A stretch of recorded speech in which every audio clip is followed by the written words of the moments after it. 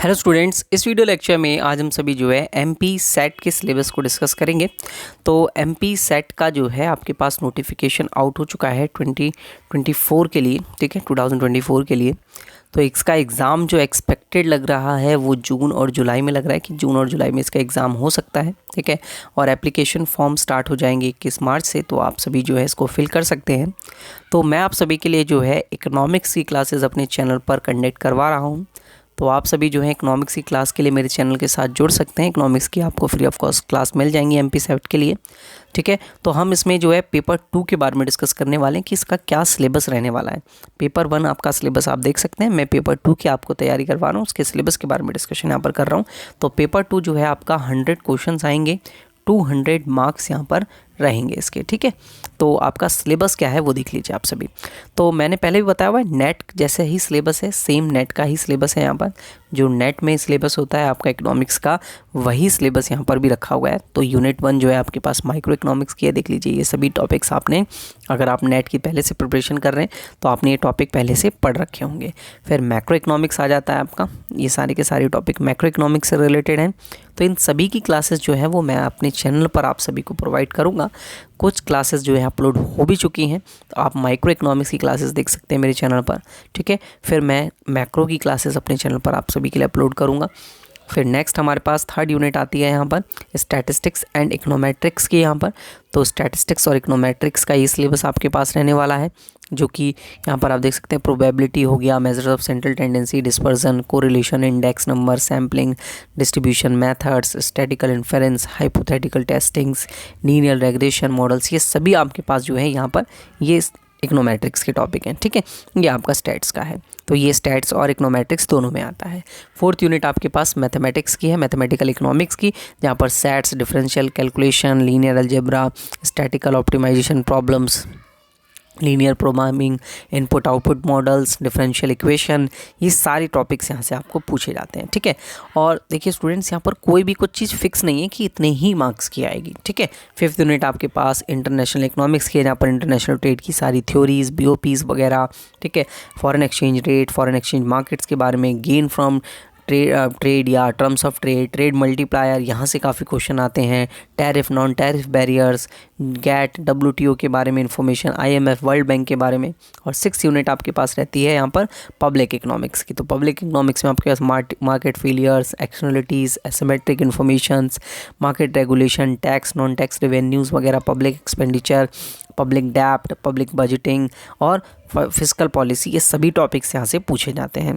फिर 7th unit आपके पास जो है मनी एंड बैंकिंग की होती है, जहाँ पर component of money and banking, central bank, commercial banks, इन सभी के टॉपिक्स आपसे पूछे जाते हैं।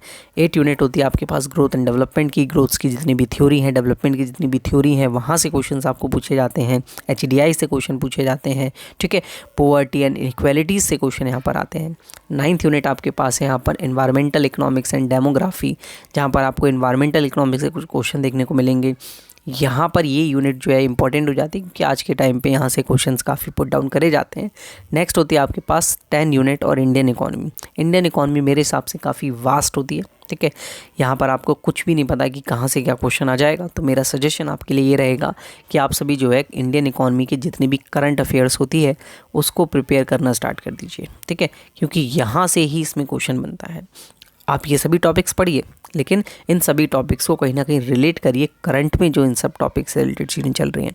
आपके पास बजट जो भी होता है, जो भी बजट आएगा, अभी जो बजट आया था, ठीक है, उसके बारे में आप पढ़ सकते हैं।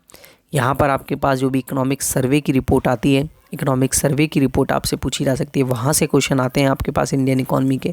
तो इंडियन इकोनॉमी काफ़ी वास्ट सिलेबस लेकर आता है। आपके पास पॉइंट्स यहाँ पर दे रखे हैं कि यहाँ से क्वेश्चन आएगा, बट इंडियन इकोनॉमी के क्वेश्चन जो हैं आपके करंट अफेयर बेस्ड क्वेश्चन ज़्यादा रहते हैं, मोर और लेस, ठीक है। मेरा ये मानना है यहाँ पर। बाकी अगर आप हिंदी में देखना चाहें सिलेबस को तो हिंदी में भी देख सकते हैं, ठीक है। तो स्टूडेंट्स, इस वीडियो में मुझे आप सभी को यही इन्फॉर्मेशन देनी थी। होपफुली आपको ये समझ में आया होगा कि क्या क्या आपके इकोनॉमिक्स के टॉपिक रहने वाले हैं। तो आपने पूरा सिलेबस अगर मैच किया हो तो पूरा का पूरा सिलेबस जो है यहाँ पर नेट वाला ही सिलेबस है, ठीक है। तो इसकी क्लासेस जो है इकोनॉमिक्स की मैं अपने चैनल पर स्टार्ट भी कर चुका हूँ, वीडियोज़ में अपलोड कर रहा हूँ, ठीक है। पर डे बेसिस पर आपको जो क्लासेस मिलेंगी वो एक दिन छोड़ के एक दिन क्लासेस मिलने वाली हैं, ठीक है, अल्टरनेट डेज़ में, ताकि आप इकोनॉमिक्स को अच्छे से पढ़ सकें। और बाकी एक ही वीडियोस में मैं कोशिश करूँगा कि सारे के सारे चैप्टर को यहाँ पर कवर अप करा पाऊँ।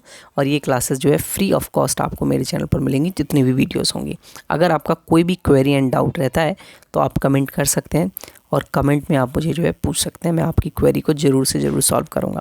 ठीक है स्टूडेंट्स, बाकी हम नेक्स्ट वीडियो लेक्चर्स में पढ़ाई करते हैं। और बाकी अगर आपका कोई भी दिक्कत होती है कि कैसे क्या सिलेबस रहने वाला है, तो वो मैंने इस वीडियो में क्लियर कर दिया है। एग्ज़ाम पैटर्न आप सभी को पता है, इससे रिलेटेड कोई भी कन्फ्यूजन आपके माइंड में नहीं होनी चाहिए। और अगर आप MP सेट का एग्ज़ाम भी क्वालिफाई कर लेते हैं तो आगे जाकर जो असिस्टेंट प्रोफेसर की वैकेंसी पहले भी निकली हुई थी, ठीक है, मेरे हिसाब से वो वैकेंसी जो है दोबारा से आप सभी के लिए ओपन हो सकती है, क्योंकि अभी तक उसका एग्ज़ाम नहीं हुआ है। ठीक है, और अगर अभी तक उसका एग्ज़ाम नहीं हुआ है तो मे बी शायद असिस्टेंट प्रोफेसर का जो फॉर्म है वो दोबारा से रीओपन करा जाए आप सभी के लिए। ठीक है, तो आप उसे दोबारा फिलअप कर दीजिएगा। और जब तक आप इसका एग्ज़ाम देंगे, जब तक आपका सेट भी हो चुका होगा, ठीक है, और नेट जून जो तैयारी कर रहा है उस स्टूडेंट का नेट भी हो जाएगा, तो वो इस असिस्टेंट प्रोफेसर की वैकेंसी के लिए एलिजिबल हो जाएगा। तो आप ज़रूर अप्लाई कीजिएगा, बिकॉज़ अभी इलेक्शंस हैं, तो इलेक्शंस की वजह से शायद मे बी अभी एग्ज़ाम ना हो। असिस्टेंट प्रोफेसर का जो वैकेंसी निकली थी 2023 के अंदर, ठीक है, तो इलेक्शन के बाद ही होगा पेपर। और जब इलेक्शन के बाद होगा तो शायद मे बी वो एग्ज़ाम फॉर्म को दोबारा से रीओपन कर सकते हैं। और जब रीओपन कर सकते हैं तो आप सभी भी इस फॉर्म को फिलअप कर दीजिएगा। तो बाकी नेक्स्ट वीडियोस में डिस्कस करते हैं। चलिए नेक्स्ट वीडियो में मिलते हैं स्टूडेंट्स।